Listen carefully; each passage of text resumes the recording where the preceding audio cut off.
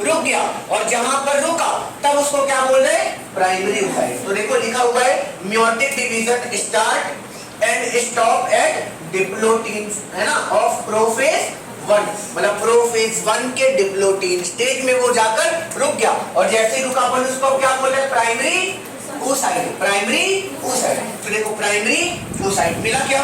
चलो अब उस बच्ची का जन्म हो गया, पूरा चाइल्डहुड उसका चला गया, पूरा बचपन चला गया, अब वो प्यूबर्टी में आ गई। जैसे ही प्यूबर्टी में आई तो मियोसिस 1 जो रुका हुआ था वो क्या हो गया, कंप्लीट। अब जैसे मियोसिस 1 कंप्लीट हो गया तो अनइक्वल डिवीजन होगा यहाँ पे।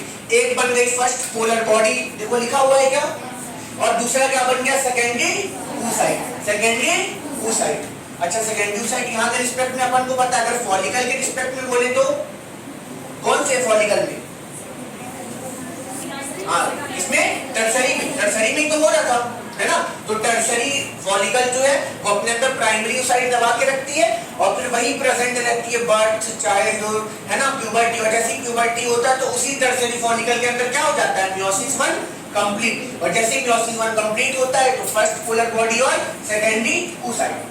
अब देखो इस सेकेंडरी oocyte का क्या हो जाता है, मेंस्ट्रुअल साइकिल के 14th डे में ओव्यूलेशन। बताए थे अभी पिछले वाले पेज में ओव्यूलेशन किस प्रकार से हुआ, 14th डे में LH का नंबर बढ़ गया, LH इंक्रीज होते ही क्या हो गया, LH सर्ज होते ही क्या हो गया, ओव्यूलेशन हो गया, ग्राफिन फॉलिकल फट गया, और ग्राफिन फॉलिकल फटा और क्या हो गया, सेकेंडरी oocyte रिलीज हो गया। तो देखो यहाँ पे लिखा हुआ है ovulation 14th day of MC, MC मतलब मेंस्ट्रुअल साइकिल, मेंस्ट्रुअल साइकिल। चलो अब इसके बाद देखो अभी इनसाइड ओवरी की कहानी चल रही थी। अब जैसे ही ओव्यूलेशन होगा तो कहां पे आ जाएगा, फैलोपियन ट्यूब में। याद है फैलोपियन ट्यूब में पकड़ने के लिए फिम्ब्रियाई थे, फिर इनफंडिबुलम पे जा रहा था, तो 14th डे में जैसे ही निकला तो फिम्ब्रियाई उसको पकड़ लिए और इनफंडिबुलम तक ले गए। आ रही बात समझ में, यहाँ तक अपन की कहानी हुई।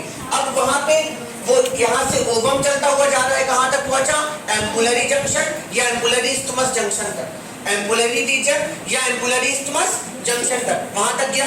अंडर से अगर स्पर्म आया, है ना, वेजाइना से होते हुए अगर स्पर्म आया और बस उसको टच कर देगा, जैसे ही उसको टच करेगा तो मियोसिस पार्ट 2 भी हो जाएगा, और जैसे ही मियोसिस पार्ट 2 हो गया तो सेकंड पोलर बॉडी और ऊटेड बन गया। क्या बन गया, सेकंड पोलर बॉडी और ऊटेड। अब ऊटेड और उसी स्पर्म का क्या हो जाएगा, फर्टिलाइजेशन, और आगे जाकर बन जाएगा जाइगोट। ये थे अपन की oogenesis। क्लियर है क्या, पिछले संडे सब हो चुका था। अब आ जाओ मेंस्ट्रुअल